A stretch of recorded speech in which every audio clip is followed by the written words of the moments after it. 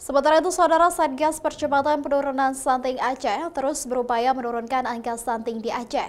Saat ini, angka prevalensinya sebesar 29,4%. Salah satu upaya untuk penurunan stunting adalah dengan program Bapak dan Bunda Asuh Anak Stunting. Melalui BKKBN, program Bapak dan Bunda Asuh Anak Stunting ini merupakan gerakan gotong royong dengan memberikan bantuan pemenuhan gizi dan nutrisi bagi anak dari keluarga beresiko stunting kategori kurang mampu. Menurut BKKBN, upaya penurunan angka stunting harus melibatkan semua pihak. Terbaru, BKKBN bersinergi dengan Kodam Iskandar Muda melakukan upaya penurunan angka stunting di Indonesia. Pangdam Iskandar Muda Majen TNI Niko Fahrizal dan istri dikukuhkan menjadi bapak dan bunda anak stunting di Aceh. Sebagai bapak asuh, dirinya bersama prajurit Kodam Iskandar Muda akan bergotong royong membantu penurunan stunting di Aceh. Seperti Babinsa yang menjadi agen sosialisasi stunting di desa-desa. TNI menurutnya sudah melakukan upaya seperti perhatian gizi anak, membuat pos KB, posyandu, sanitasi yang baik, penyediaan air bersih dan ibu hamil. Kami di sini bersinergi mulai dari pertama dari pencegahan.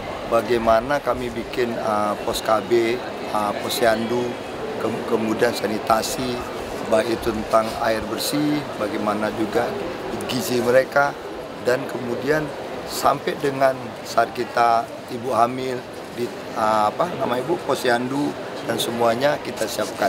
Dan malam ini pun kita dalam rangka itu untuk mensahkan, untuk menggaungnya lebih ini, saya dengan istri dipercaya dan sangat merasa tersanjung serta terhormat langsung dari BKKBN pusat datang kemari lah, malam ini diwakili oleh Bapak Deputi langsung datang kemari malam ini untuk mengukuhkan saya sebagai bapak asuh. Sementara Deputi Bidang Advokasi, Pergerakan dan Informasi BKKBN Sukaryo Teguh Santoso menegaskan, Bapak Asuh Anak Stunting mengajak agar semua komponen peduli percepatan penurunan stunting. Memiliki tugas paling tidak bagaimana kita mengorkestrasi semua komponen yang ada di wilayah Pak Pangdam ini agar peduli terhadap upaya percepatan stunting. Edukasi kepada masyarakat itu juga penting, menyadarkan masyarakat bahwa stunting ini memang menjadi persoalan kita semua, persoalan keluarga